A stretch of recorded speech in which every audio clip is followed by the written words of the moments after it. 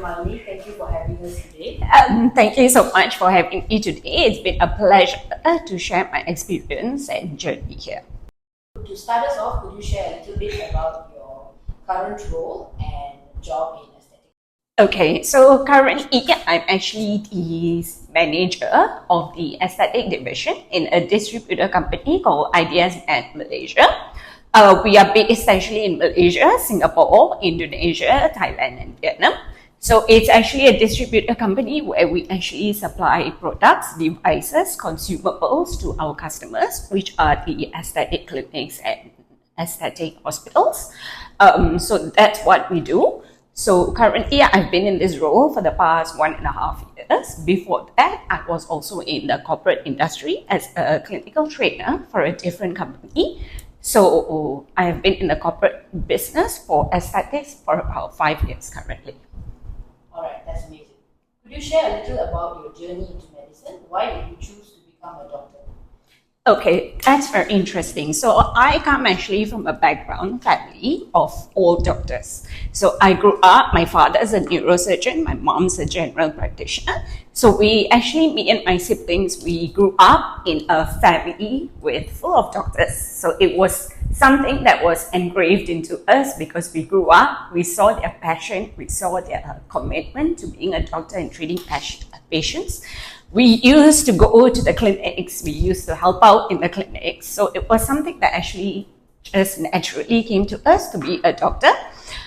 For me, I would say I went into aesthetic medicine is because I also have a passion for art and beauty, which I wanted to also put in my passion of what I do. So that's how I went into aesthetic medicine.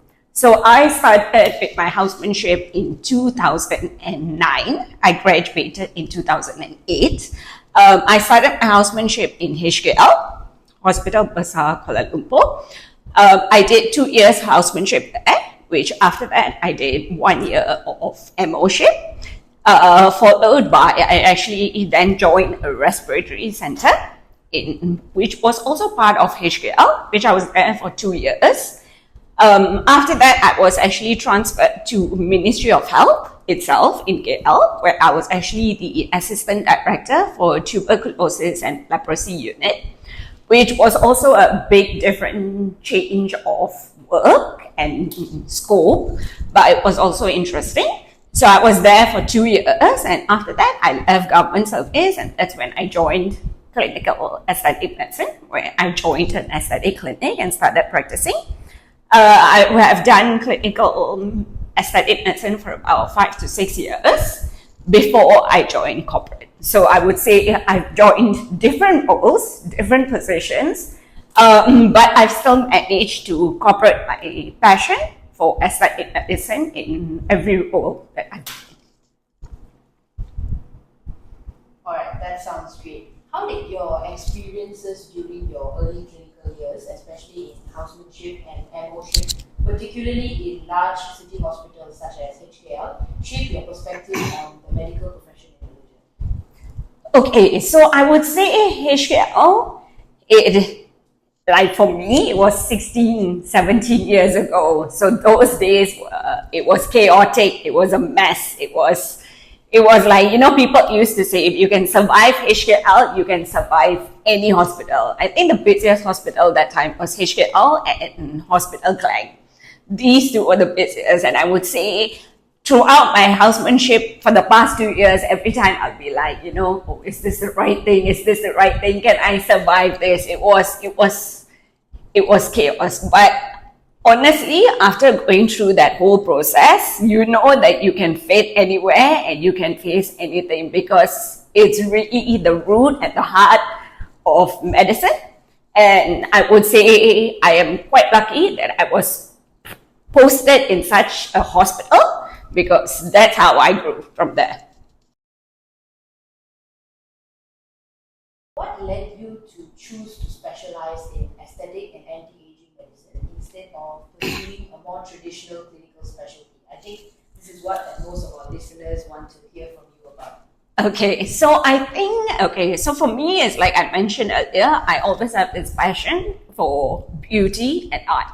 I've always been a very artistic person. I'm always a very perfectionist. So I always like to incorporate what my passion is into what I do. And when I started medicine, I was always pulled towards the aesthetic part, the plastic surgery. So I've even done a posting when I was in MO in plastic surgery in HKL.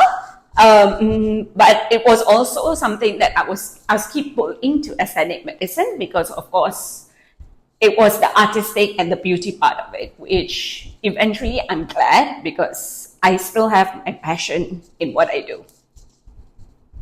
So that's how I ended up in aesthetic medicine. All right. Can you walk us through what a typical day looks like for you in your current position at IDS Med? Okay, so currently I actually am the manager of my aesthetic division. So my company actually holds, it's a big distributor company that we just don't do aesthetics. We also have like a ultrasound unit, rehab, medical, surgical, OT. So I'm actually the head of aesthetics division. So if you say a typical day in my company, it would be a full day of meetings, just meetings after meetings after meetings. So because I hate the unit, so of course one side of it is I have to manage my team. So my team consists of sales team, clinical team, and my engineering team. So I have to manage my whole team. I also deal with customers on the ground, as customers as in clinics, doctors, because of course in aesthetics there are of course very high demand in doctors, and we have to make our doctors happy because, as you know, aesthetic business is actually, when they say the customer comes to the clinic, we don't actually call them patients because these are not sick patients that actually come to the clinic. They are actually customers that come to pay you to look good and to, enhance their appearance. So we never refer them to patients. So it's very important these doctors also want the best services and the best machines and the best products given to them. So I also deal with a lot of customers. On the other end, when it comes to inside the company, I also have meetings with finance, with operations, with funnel, revenue. It's a lot. And then you have the other end where I also deal with principal meetings because we actually have all these devices coming from different countries. So we have like Korea, we have Germany, we have Australia. So it's always meetings with different principals because they have their own budget, they have their own target. So it's all about numbers. So it's very different from clinical setting. But of course, it's a whole journey. It's a different scope. But again, it comes down to aesthetic medicine, and I have absolutely a huge passion for it because I'm so grateful that though I can still be in the corporate side, I still have my touch in aesthetic medicine. What kind of additional training or certifications are required for doctors interested in aesthetic medicine? And how do you think working in aesthetics differed from working in a clinical, hospital-based medicine? Okay, so I think today the regulations to do aesthetic medicine are getting a bit more strict when I first started. So currently what you have to do is you have to be LCP certified, which is a letter of credentialing and privileging, which you require to actually practice and to do aesthetic procedures in a clinic. They have made it and enforced this according to MOH guidelines. So to get this, you actually need to be attached with an aesthetic doctor. You have to get your logbook filled up. You have to pass it in. You have to sit for a theory exam. You have to sit for a Viva exam. You have to get through, and then you get LCP certified. So that's the regulations that currently is. Out there's actually a few societies and associations where you can actually do a certificate in aesthetic medicine, which would actually help out with the application of LCP later on.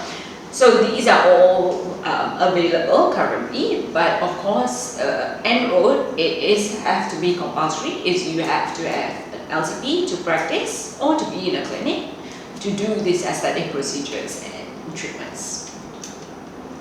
That's really cool to hear, Dr. Malini, about the different qualifications required for an aesthetic practitioner. Now, let's move on into some questions about challenges and insights.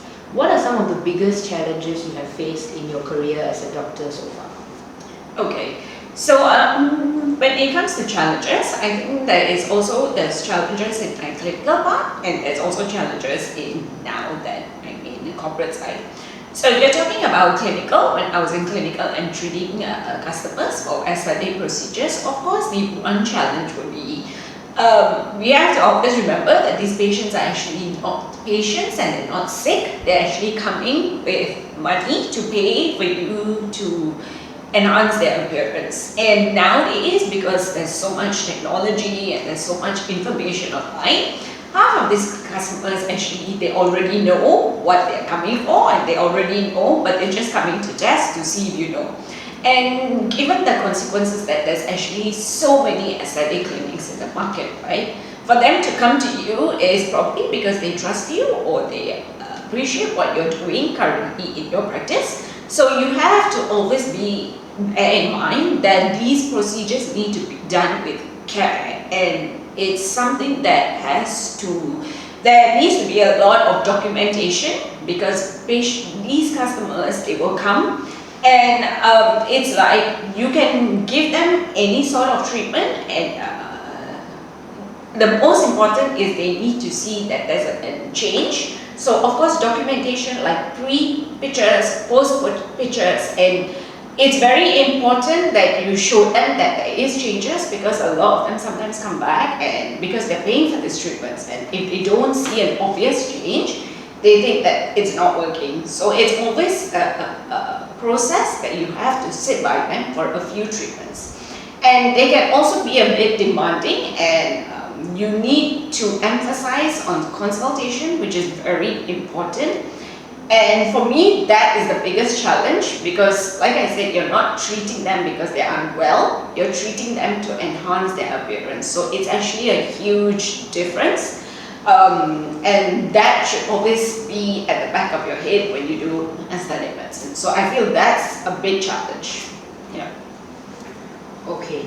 Now, we touched on this a little bit earlier, but how do you approach consultations, especially when trying to manage expectations for, as you mentioned, cosmetic elective procedures? Correct. So I think this was also a bit of that. So it's actually also a bit of a challenge. For us, our documentation, our record taking, our pre-photos, post-photos are very important. Like I'll give you an example. Customer had come in to me for pigmentation for her face, and she wanted to do this particular treatment in my clinic, but it wasn't the best choice of treatment for her, but she insisted on doing it. So what I had to do is I had to write proper documentation and on a case sheet that she is doing this treatment at her own risk, not based on my advice. And she did it, and of course a couple of sessions after that she was not too pleased with the outcome and she stopped coming. I had left the clinic, and after 3 years the clinic contacted me saying that actually she's coming back to take legal action, that I have done that treatment on her and it's made her worse. So because of my documentation that was all written, and that I had advised her not to do it and she had done it at her own risk, that was a safe side for us. So it's things like this that is actually very important when it comes to aesthetic medicine. Documentation is very important, and you have to compare yourself. It's because, like this is, she came back 3 years later to say that I actually made her face worse. So because of my documentation, right? So consultation is, and also because there's so much information out there now in Google and ChatGPT. So their customers, they come, they have a lot of knowledge, and considering the fact that there's so much technology nowadays, they're just coming to test the market, they're coming to ask you questions to see what you want. So you need to up your game, and you need to know that what is there in the market. So this all comes into consultations, because if they don't feel confident with you, they're going to go to the next clinic. You know, considering there's so many aesthetic clinics. So for consultation, that's the most important part when you first time you consult a patient. How you give the knowledge, how you show her a pictures, how you explain the treatment, how you gain her confidence, that's the most important part. I see. Thank you for sharing your insights on that, Dr. Malini. Moving on to a more philosophical question before we move into our quick fire questions. Okay. Is there a philosophy or guiding principle that you live by, both in your professional career as well as your personal life? Okay, that's a good question. So for me is, I always believe that everything that happens for a reason. So one philosophy I live by is always living with content. Okay, whether it comes professionally or in your career or in your personal life, right? So I always take gratitude. Gratitude is very important to me. I wake up every day. You have to be grateful for where you've come. I never compare myself to other people because I think comparison is the thief of joy. You know, you should never compare yourself. That's the biggest thief that actually takes away the joy from your life. You have to define your own success. Never compare your success with somebody else's. For me, right now I feel successful. It might not be the same for the person next door because you know his level of success is different. But I think for us, we have to always go by our own terms of success, and that's very important. I never chase the hustle. I hustle, but I don't chase it because I always go according to my pace and my path, right? You should take the little things in life. That's the most important. It actually brings joy to you. And never compare yourself. So for me, it's living with the content and just being gratitude for where you are and how much you've achieved yourself today. That's how I live. Thank you for sharing that principle, Dr. Malini. I'm sure it'll be very inspirational to most of our followers and everyone looking up to you as well. Now we move on to our quick fire Q&A questions, which have been submitted by our followers over on Instagram, most of whom are aspiring doctors or professionals and looking up to you. And so just say the first thing that comes to your mind when you hear this question. So it's a one word? Yes, one word, one sentence type of thing. Okay, what's one thing you love most about working in aesthetic medicine? The beauty, the art. I like that. Okay, that's awesome. Is housemanship really the worst part? Yes, definitely. Could you elaborate just a little bit? I think when it comes to me, housemanship was, like I said, it was hell. It was a market, you know. But I think that, like I said, that was 16 years ago. It was very different. It was like 1-2 housemans in one ward. If you survive that, so yes, it's the worst part. Alright. Most rewarding moment in your career so far? It can be during clinical practice or during aesthetics, anything. I think the most rewarding is when I joined this company about 1.5 years ago. And they actually put the whole into my hands and they asked me to build it with my background, my expertise. They trusted me and they gave me the whole unit to build from scratch. I think that was most rewarding because I think I've worked so hard to come to a point where a company can give me the whole unit and say, go away, that's it. Yeah, that was what I found extremely rewarding. That's awesome to hear. Congratulations and extremely great job on that. Okay, next question is, if you weren't a doctor, what other career do you think you'd be in now? Law. Definitely law. any elaboration on that? I think I like to do a lot of justification and a lot of proving my point, and some friends, when I talk to them, they're like, oh, you know, you should have done law because you like to justify and you like to prove your point and demand your point. So yeah, I think it's definitely law. I think that's something very common among students as well. Now, one myth about aesthetics or medicine in general that you want to debunk to our followers?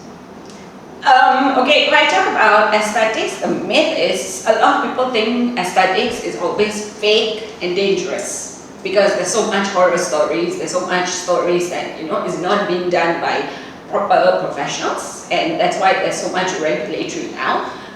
So I think that's the myth I want to, you know, I wish it could just disappear because it's as long as you go to a correct professional and aesthetic licensed practitioner, there's no such thing. Yeah. So a lot of people think that's overfilled, overdone, too much of this, too much of that is. medical officer, I have gone into the Ministry of Health, I have gone into clinical aesthetic practice, I've gone into the corporate side. It has been a long journey for the past, I won't say years, then you'll calculate my age, but it's been a long journey, and I would say it's been very daring, and I think it's been adventurous. Yeah. Okay, our last question for today, Dr. Malini. Any tips for aspiring medical students or doctors or students looking ahead to pursue medicine? I think the bottom line at the end of the day is you have to always follow your passion. When you follow your passion and you do what you want to do, it automatically comes natural. And I think that's the most important thing is follow your passion, give it your 100%, never compare yourself to other people. You should never compare and see, oh, if that person's doing this, that person. It's always you have to do what you want. You have to do where your passion and focus is, and I think that is that's going to take you down your journey, as long as your focus and passion is there. So that's my biggest tip and my biggest encouragement, I say, to do that. Yeah. Okay. Thank you so much for your time today, Dr. Malini. Thank you so much. Thank you. Enjoy. Welcome to Careers in Action, Professor Affendi. It's good to have you here. Pleasure. Okay. First of all, could you please give us an introduction about yourself and your current role in medicine? Thank you firstly to Tutors in Action. My name is Raja Affendi Raja Ali.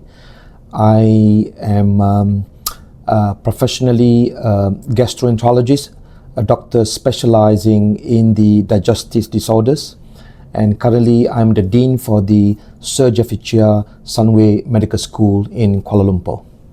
Awesome. It's a privilege to meet you and speak with you today, Professor. Great. Now, just to get some questions, your perspective on life in medicine, what initially inspired you to pursue a career in medicine, and how do you think your perspective on the field has evolved over the years?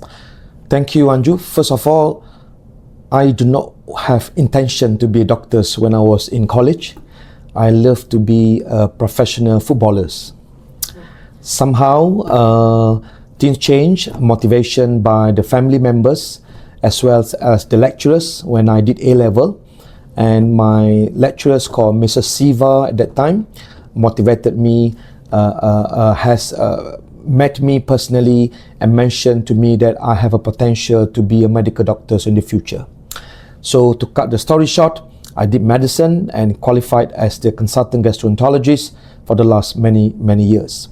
Now, medicine is changing a lot for the last, actually every day, in particular for the last decade or so, because of advancements in various technology, artificial intelligence, precision medicine, digital healthcare, and so many other aspects.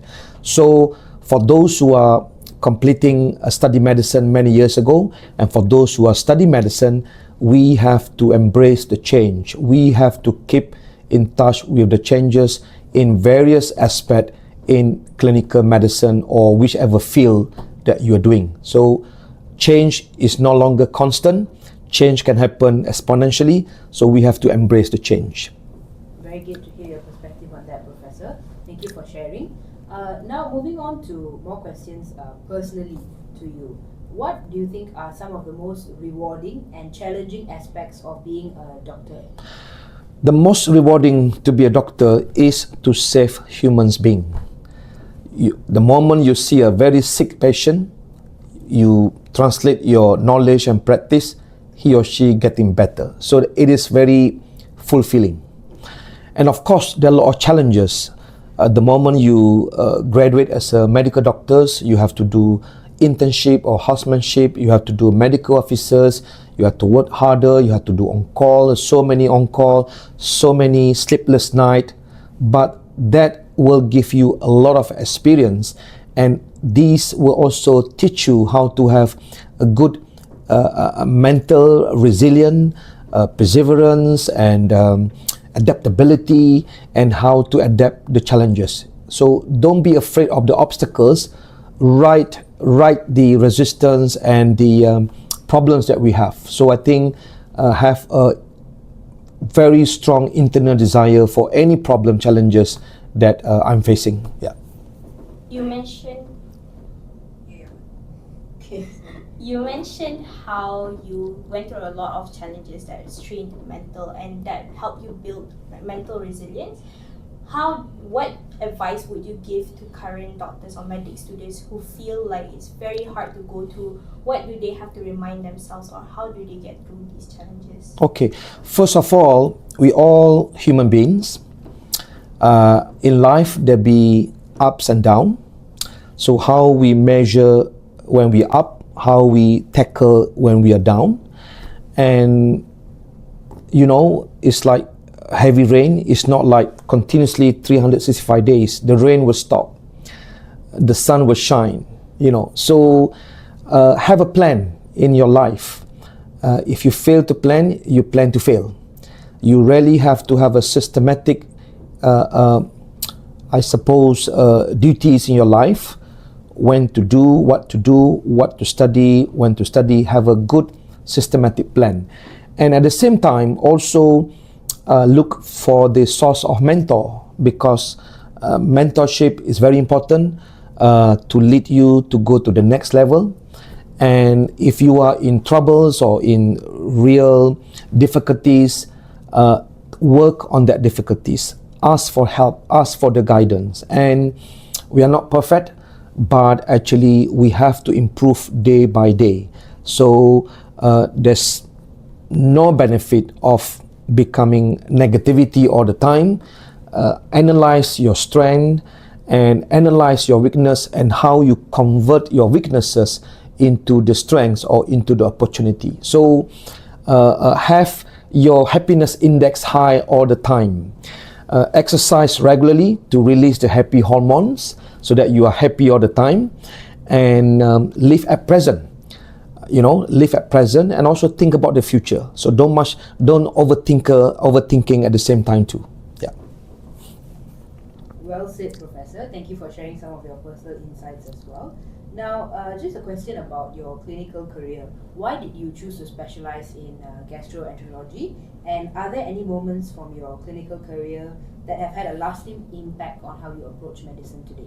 Yeah, thank you. I think the reason why I choose gastroenterology or specializing in digestive disorders, because when I was a first year medical student, I was exposed to research in the field of gastroenterology. I have a lot of mentors when I studied medicine, and every summer I work in the lab doing research about gastroenterology, doing the immunohistochemistry slide. I'm doing ELISA, I'm doing PCR, I'm doing Western blot, and over the time, the interest to pursue in the field of gastroenterology becoming higher and higher. And again, having the mentorship, as I said to you earlier on, very important, and I'm lucky and blessed to have a great mentors, many in the world, to inspire me, to aspire me, and to show the guidance what I need to do as a medical student, as a junior doctor, to specialize in the gastroenterology. So I took the challenge, and after graduating from the medical school, I pursue a Master in Medical Science in the field of gastroenterology. I was exposed to the research in the field of gastroenterology from any diseases. And after specialist training, again through my mentorship, I was also curious about how to find a new cure, new treatment, or new paradigm for managing gastrointestinal disorders. I pursue another research, doing a doctorate in medicine, or MD, focusing on the inflammatory bowel disease, something that very close to my heart, that I am specialized into it. And I think these are the what we call the journey from the medical student, actively involved. Many summer, I sacrificed my summer holiday to be in the lab doing the research, analyze the data, and then also working on various research projects, and continue until today for my student to do a research project pertaining to gastrointestinal disorders. This industry. Okay. First of all, as a medical doctors, in the future, you have to think that you are not only treating the patients, but you also becoming the academician, teaching the student. You also becoming a researcher, doing the clinical, translational, basic, advanced science research pertaining to the disease that you are special interest in, and also you can become the administrator. So go back to the teaching. I think transferring the knowledge into the new generation of medical students is very important. At the moment, the way that teaching medical education is very much different many years ago. We do not have a Wi-Fi before 1995. We don't have a smartphone. We don't have various technology, blended learning. We don't have many application of technology to stimulate, to augment the medical education learning. But nowadays, we using a lot of technologies to augment, to enhance the teaching, clinical teaching or biomedical teaching to medical students, and this is very exciting era. So we are living in the era that the student can learn fast without us. He or she can learn from various social media platform or YouTube channel of various subject, and we would love to be as facilitator to them for various subjects. So I think teaching, to be a teacher also a noble profession. At the same time, managing and treating the patient also another noble profession. So I think we're hoping that continuous teaching to the new generation or young generation of medical doctors will be very helpful to them to learn what we have experienced in the past and what they experience now and the future, and how these benefits or they can translate into their daily clinical practice in the future. Great, thank you so much for sharing that, Professor. Now, just moving on to your current role, a bit more of your expertise. I understand that you're part of the key faculty in the new Sunway University's medicine program. Could you share a little bit about how the program has been behind the scenes, the first cohort recently having been taken in, and your experience so far with that? Okay, so to set up medical school is not an easy task. Firstly, we do not want to have a medical school like the same medical school the rest in the world. There are a lot of new developments happening in the medical curriculum. So as a Dean of Sir Jeffrey Cheah Sunway Medical School, in our medical school at the moment we have many new modules that to prepare, we call the future ready medical doctors. So among the new modules are, number one, planetary health in medicine. In the past, during my time or many of my friends' time, we do not know what is planetary health all about. So planetary health about is more than looking after the patient. We need to look after the health of the planet and the health of the people at the same time. So there will be a dedicated modules at Sir Jeffrey Cheah Sunway Medical School focusing on the planetary health. The other aspect that we created at the medical school here is the module so-called sustainability in medicine. We all know the hospital or medical center provided huge carbon dioxide emissions, in fact 5%. And we know at this moment, for example, if I want to calculate the health risk waste per inpatient bed is about 2 kilograms. So a lot of waste generated in the hospital. So we would like to also educate the future-ready medical doctors here at Sunway University. They can appreciate how to have sustainable healthcare in the future. They can treat the patient, they can treat the diseases, they manage all this, but at the same time, they also need to think to manage about environment, about the planet, about the health or other beings, as opposed to just only human beings. So these are the two exciting modules that we have in the Sunway University. The next one, we also have research intensive programs for our medical students. Many of the medical schools in Malaysia or even the world, the research component is very small, but in the Sir Jeffrey Cheah Sunway Medical School, we have research intensive program.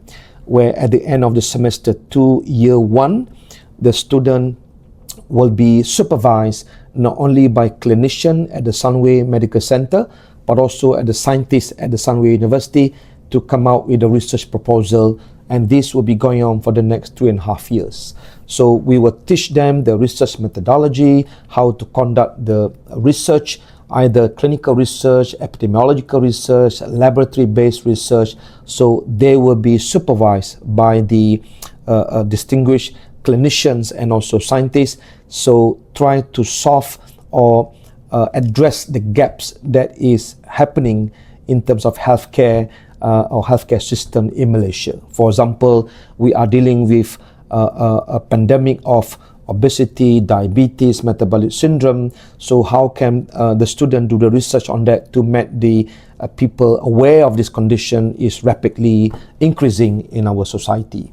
And we also will look at the finding from the National Health Mobility Survey, the result every 5 years. So we're going to tackle the address. So this student play an important role in the research intensive program at our medical school. And many other new modules, including interprofessional education, and the student here also will be teaching about entrepreneurial mindset. If in the future they want to open their healthcare businesses, they have the entrepreneurial skill already and communication skill, and these are among the uniqueness of the medical degree program that we offer at this Jeffrey Cheah Sunway Medical School. Thank you so much for sharing about medical school in Sunway, Professor. I think maybe we'll have a few more new medical students coming in from this, hopefully.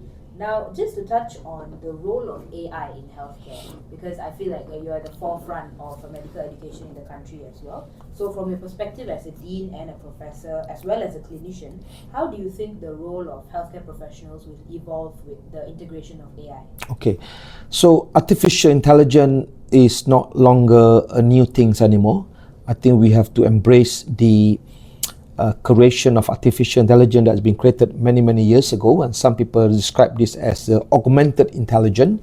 I think human intelligence plus artificial intelligence becoming super intelligent for particular subject that we're dealing with. Pertaining to the medical field, there are a lot of application that artificial intelligence can be used.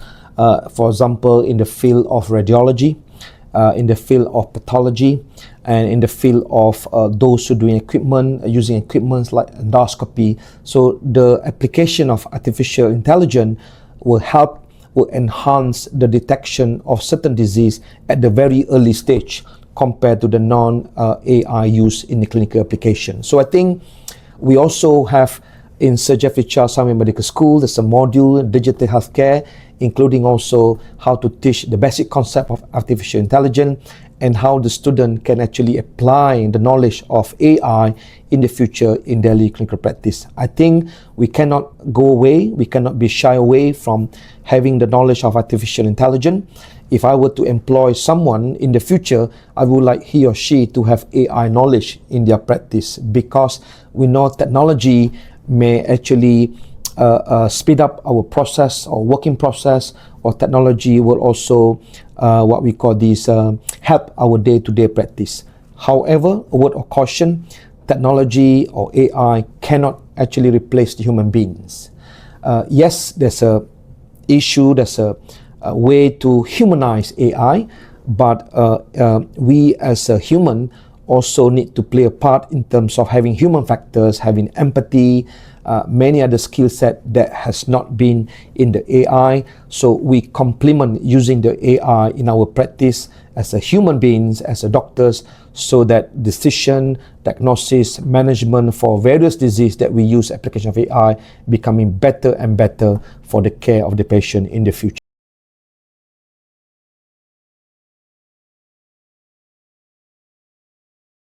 Okay, so after he or she graduate as a medical doctors, it will be a very good idea first to complete the housemanship, so that the doctors will having the full license as the medical practitioner. And at the moment, it's around 80,000 registered medical doctors with the Malaysian Medical Council. In the past, when we asked medical students, what would you like to be? after qualified as a medical doctor, he or she will answer whether they want to be a cardiologist, a brain surgeon, cardiothoracic surgeon, so and so. But I think in this era, the graduate can diversify their occupations, not just be a clinician, but also many other options that he or she can explore. I give, for example, those who are interested to be a lecturers in the biomedical science subject, for example, to be anatomists, for example, to be expert in physiologies, biochemistry, immunology, and so many other subject biochemistry. So I would advise the person to pursue PhD in that field, so that after your medical degree, you have the PhD in that biomedical sciences. Then you can be a lecturer to teach the future medical student about all these physiology, biochemistry, anatomy, and so and so. That's one way in the academic line.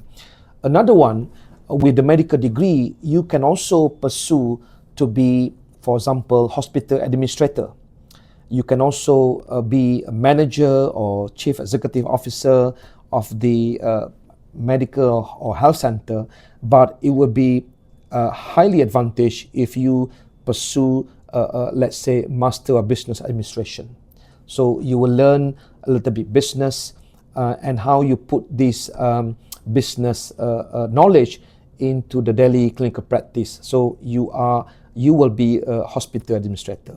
And also other aspect, if you want to be a lawyer, you want to be a medical legal expert.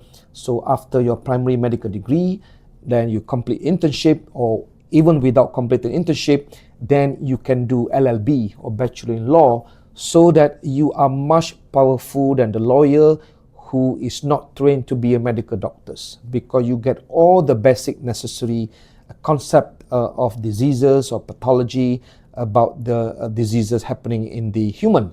So your medical legal expert will become more pronounced, more, I suppose, visible to the world, to seek you to be medical legal expert.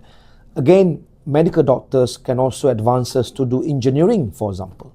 So he or she can do another degree of engineering, and then perhaps designing the drone, so that you can also look after the patient, and also the few days you can also design the drone and thinking how dispensing your patient medication into the drone to their hometown, for example. And we can avoid the traffic congestion. We can also decarbonize the environment so that everybody is happy.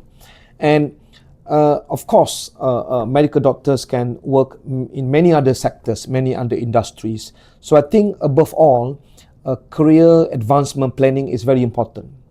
The moment you finish housemanship or during the housemanship, you will need to strategize yourself whether you want to go to be a physician in the medical, or you want to be a surgeon. And again, in the surgeon, there are various subspecialties, cardiothoracic. You want to go to the neurosurgeon, you want to be orthopedic surgeon, plastic surgeon. So every single specialty, they have a specific curriculum that has to be fulfilled. But I think above all, being a good human beings, regardless you are practicing as a clinician or not, and helping other people, and then teach the knowledge that you gain to the other people, so that you will get reward all of this. Thank you. You mentioned a lot of specialized areas. Is there any area that Malaysia is in need of, or not many people know about this area, hence you are lacking of like doctors in that sector? Yeah, thank you. That is very important questions. There are many such specialty which is not really emergingly high in Malaysia, in particular, very scarce resources. This include, for example, to be expert as a robotic surgeon, for example. Those who are interested to be a minimally invasive surgeon, using a lot of we call laparoscopy or robotic, different types of robotic, Da Vinci and so many other, to operate in very complex procedure, either in urogynecology or brain or the heart. So, and specialties such as metabolic disease, also very rare. interventional specialty, interventional pulmonologists, interventional radiologies, also not that many. And again, other specialty also require a lot of people in the future, neurologists. So these can be found in the National Specialty Register, so that you can predict for the next 5 to 10 years time which specialty that will be very highly demanding. And I think above all, he or she must have a passion. So not only you choose the specialty you think is rare, is lacking in Malaysia, but above all, you must choose specialty that you have a passion in that. Because the moment you choose specialty, you have a very high passion. You don't think that you're going to go, you don't feel that you're going to go to work every day, because you enjoy so much what you're doing. You train people back, you giving back to the countries, you create nation building, you're teaching back again. So the specialty that you choose will be forever with you, and you actually giving back to the countries. Thank you for sharing your experience on that, Professor. Just a question about now in general, the Malaysian healthcare system, because there has been a lot of outlash recently against housemanship and how difficult it is for new medical graduates starting their journey in the field as a doctor, and whether you could share your view on this, and how do you think the healthcare system in Malaysia is going to improve over the next, let's say, 5-10 years? Okay, so first of all, if you all remember or have heard before saying by Peter Drucker, this is one of the management gurus, mentioned that hospitals and healthcare system is the most complex organization ever devised in the world. So hospital, despite we call them as a playground for us as a medical doctor, is a very complex system. Now, I think I mentioned early on to have mental toughness, resilient, high commitment, and a well career plan is very important.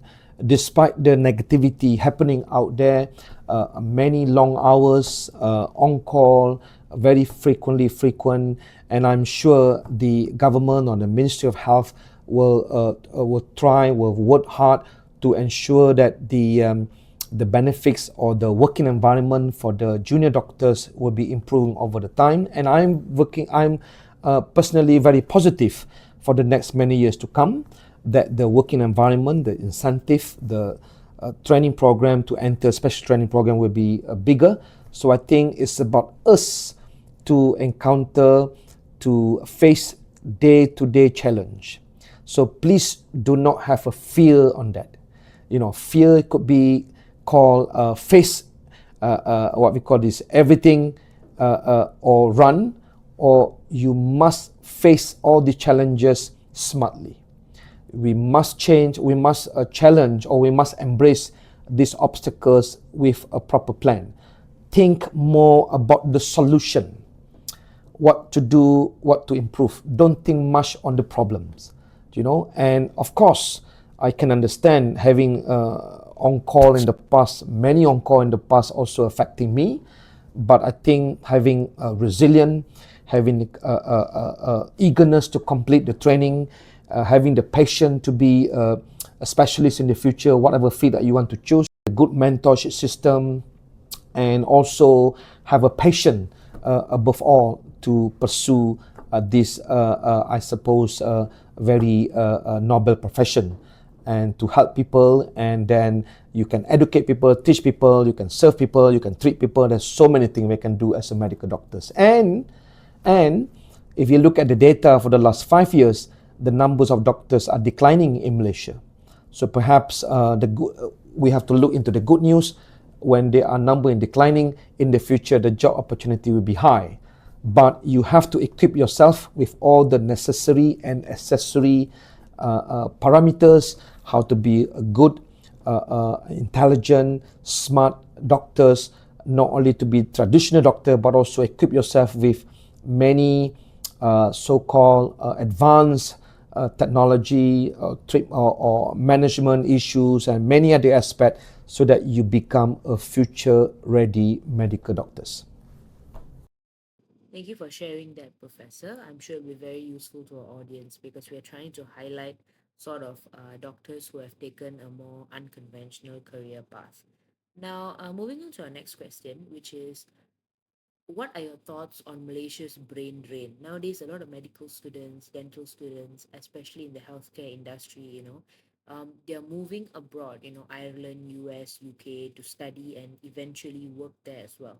So why do you think this is happening? And do you see any changes that will happen in the foreseeable future to help improve this situation in our country? Right. And So we are now in 2025. There are many medical schools in Malaysia, and I think to have the undergraduate medical study in Malaysia is great enough nowadays compared to in the 60s, in the 70s, 80s, 90s, we are lacking medical school. But at this moment of time, I will encourage many doctors, you can pursue your medical degree program even locally. Now, so how to reverse the brain drain? I think the reason why the doctors looking the opportunity outside the countries because of many factors in terms of career advancements, in terms of maybe salary scale, of course, in terms of quality of life, in terms of getting the opportunity to specialize early in the career. But hold on, we also have many programs in Malaysia that our students can specialize. Also, and the way that we're looking now into the healthcare system or medical education is far, far different compared to 20, 30 years ago. So in Malaysia, we almost have a lot of specialties that we can train our young doctors to become a specialist. So I don't think at this moment of time that people will need to look their career in overseas because we have all we have in the countries. So it's about creating, or it's about having the nation building. It's about increase the capacity. And of course, I am positive and confident over the time, the working environment, the incentive, the perks for the medical doctors in Malaysia will become better and better despite whatever that we read from the social media. But I think it's about to change. And I think the change management is difficult and it will take some time, but we have to have a belief in it. We have to be confident, and I am sure with the Malaysian, a very prosperous country and a lot of advancement in medicine as well, both in the public and private hospital, and how we also leverage in terms of using the private hospital as part of the medical education training for the doctors. So something that we need to consider in the future. So what we call this, many opportunities arises. I think before considering to gain whatever knowledge, expertise abroad, search hard what's available in the countries, will be not costly as in overseas, close to families members, and more importantly serve to the Malaysian population that what we call this direly need our expertise for the medicine. Very insightful, Professor. Just to move on now to one last long question before we move into a quick fire question Sure. submitted by our followers. I understand that you did clinical practice in Ireland as well. How did your working experience in Ireland differ from how it was in Malaysia? And whether, I know you just touched previously that we should serve our own population, but in that time when you came out of uni, what were the differences like, and what were the changes that you noticed when you moved back home? Right. So I did my housemanship in the year 2000, and the on-call at that time was 1 in 3, meaning that every third days I have to stay in the hospital. So if you translate into how many on-call per month, so I would do around 2 to 3 on-calls per week. So you multiply by 4 weeks, you're talking about 10 to 12 or even more if your colleagues on holiday. So it's not easy, especially on call on Friday, Saturday, Sunday, carrying the cardiac arrest blip, covering both medical, surgical. I probably slept an hour or two on that on-call night. And I do not know how I survive, but I got a lot of support from the senior doctors and how to balance what we call this life. I would call personally work-life integration. People might call work-life balance, but how to integrate work and life is another issue. And I think it's about time management, it's about planning, it's about a prioritization. What is the urgent, what is important? Yes, also have holiday. I like traveling, watching movies and read books, and traveling especially, and play football, of course.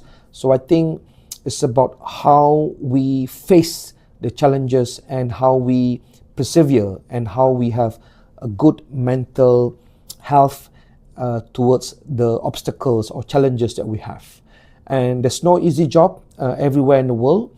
And on-call is on-call. Our job is to save the patient's life. And then we have to be committed on that. And of course, we also, at this moment of time, we are dealing with many generations. We have Gen X, we have Millennial, Gen Z, Gen Y, Alpha, whatever you want to call. But above all, we all human beings.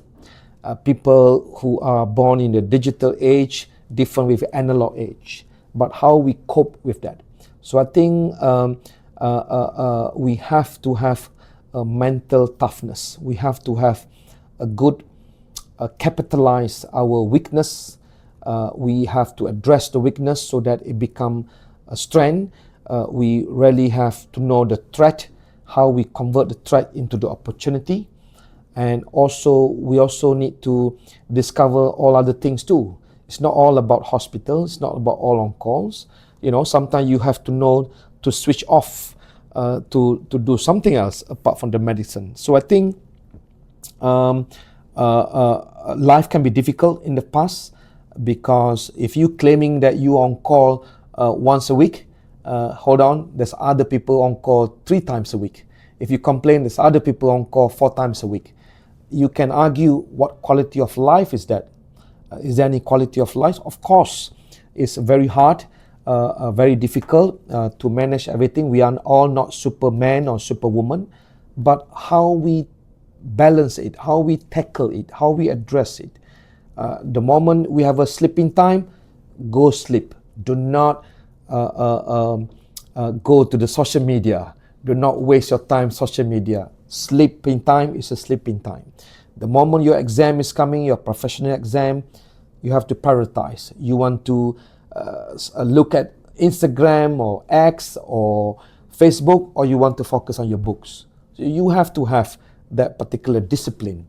Discipline is very important. Time management is crucial.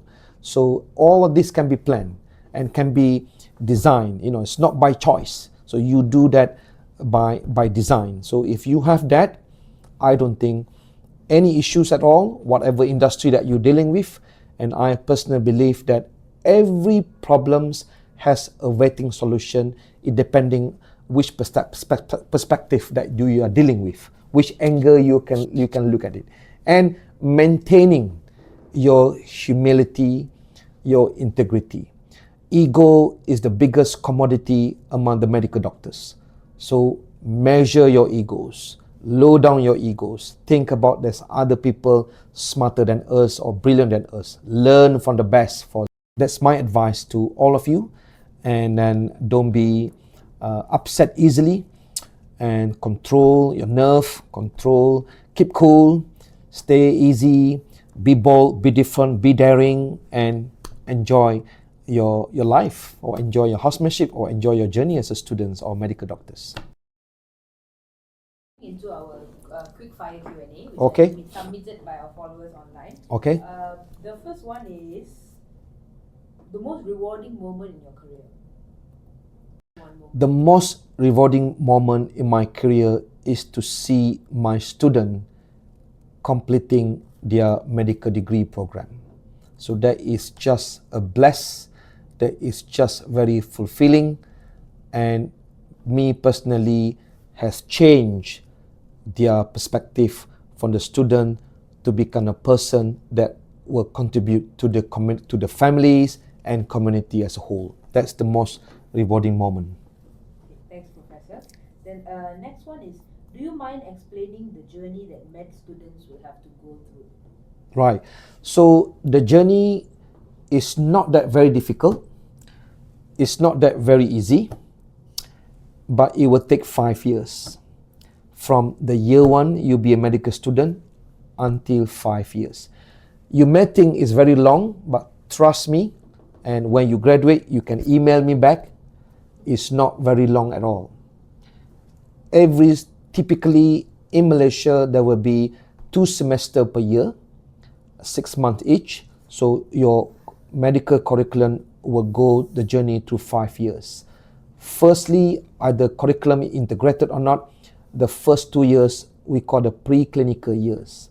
You will be taught in a lot about biomedical science, subjects such as anatomy, physiology, biochemistry, immunology, pathology, and many other modules. So once you finish or completed that modules, biomedical science, you will go into clinical years for the next 3 years. For the next 3 years of the clinical year, you'll be doing a lot of clinical rotation involving internal medicine. You go to cardiology posting, you go to respiratory posting, gastroenterology, neurology. There's so many, general surgery, orthopedic, and every posting they have a different way of treating the disease, managing the disease, even many other aspects of the care of the patient. So you enjoyed all these clinical years, and of course you have the professional examination to complete, and then having completed all of this, then you will be a graduate of medicine. So 5 years sounds like, yes, longer than other courses. They do 3 years, 4 years, but believe me, it's rewarding. And 5 years is very short time. It could be very busy, but again, it's about time management. How you manage your time. You can still play football, you can still watch movie, you can still enjoy with your friends, but not during the weekdays, not skipping the class, not during the exam or nearer to the exam time. So you have to have a dedicated, systematic way of planning what you have to do for this particular time. Prioritization. What is the most urgent, the most important? Exam in a week's time. Focus on the study. Exam is 6 months' time. You can do other things to do. So hyper focus, prioritization, and good time management will do.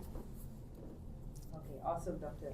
The next one, what's one thing you love most about working in teaching academic medicine? I think what I love most is also the ability to do research. As a medical doctor, breakthrough research is very important, in particular for the betterment of the healthcare system, or to get the patient got better. So involve yourself in research to learn more about the new medicine, to learn more about the advances in many aspects of management of disease. You can also have the multidisciplinary experts in your team, like to find out a cure or improvement in certain disease, for example. And you can networking with many experts around the countries or around the region or around the world that share the same passion about managing that particular disease into the optimal way. So I think having the research at the same time, managing the patient is very important as a medical doctors. Excellent, Professor. One word you would use to describe your journey in medicine so far? One word to describe? To describe your journey in medicine. To describe the journey in medicine. That's the difficult part. I think persistent and highly committed. Yeah. Okay. The next one, last 2 questions for today. How do you keep going when you feel unsure about the journey ahead? I think you touched on this a little bit earlier about resilience and perseverance, but just a little bit more in depth for anyone looking to pursue medicine and worried about it. Yeah. At this moment, we are living in the uncertain era. Every day is full of uncertainties. So it's no surprise. So how do we cope with the uncertainties? I think nowadays, again, a lot of technology that we can use to Google, to use ChatGPT, to use DeepSeek or any modalities to ask if anything that we become uncertain. So ask for help, ask for guidance, ask for the expert before you make premature decision. So don't be frustrated, no point, waste of time. Look for the sources to find the answers, either from the books, from the journals, from the internet, from the expert, from various sources, and then you make into conclusion. So I think you must find this solution rather than keep frustrating all the time. It's not good for the brain. Thank you, Professor. That was amazing insight. And to end today's session, just a final question. SPM students just got their results, and there's a lot of students that are currently in big exams such as AS for A-level students. Do you have anything to say to them? Okay, so for the SPM leavers, you just got the result recently. SPM result is not everything. This is the first, I suppose, a major test for you. So the next test to do is, if you're planning to do medicine, please do a little bit homework to look at what are the pre-university courses that you need to do, either A-level, either foundations, either IB or various other STPM. It doesn't really matter, and work on that so for you to fulfill your dream to be a medical doctor. So again, I repeat, SPM result is not everything. It will not determine how successful you are in the future. It's part of it, but move on to the next target, your pre-university course, whichever that you choose. But if you want to do medicine, for example, you need to look the requirement for A-level, what you have to have in order for you to be a medical student. If you are doing matriculation, what score that you need to have. If you do STPM, what grade that you have to have. So move on to the next chapter in your life. Thank you so much for your time today, Professor. Awesome to meet you and get to know you today. It's a pleasure indeed.